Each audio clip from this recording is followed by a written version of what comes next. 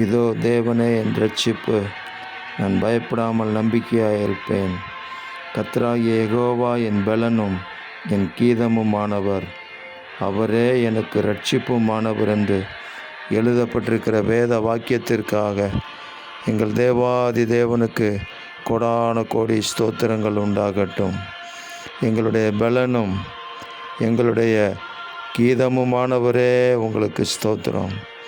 வானத்தையும் பூமியை படைத்த சர்வ வல்லமையுள்ள தேவன், ஆமேன், எங்களுடைய இரட்சிப்பாக பாதுகாப்பாக இருக்கிறதற்காக ஸ்தோத்திரம்.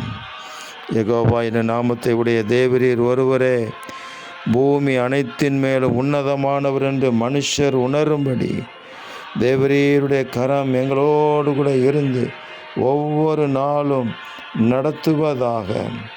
எங்களுடைய சகாயம் வானத்தையும் பூமியை உண்டாக்கின கர்த்தருடைய நாமத்தில் உள்ளது என்பதை இந்த மனுக்குலம் அறியும்படி உம்முடைய சகாயம் எங்கள் மேலும் வீட்டார் மேலும் எங்களுக்கு உண்டான எல்லாவற்றின் மேலும் ஒவ்வொரு நாளும் இருப்பதாக.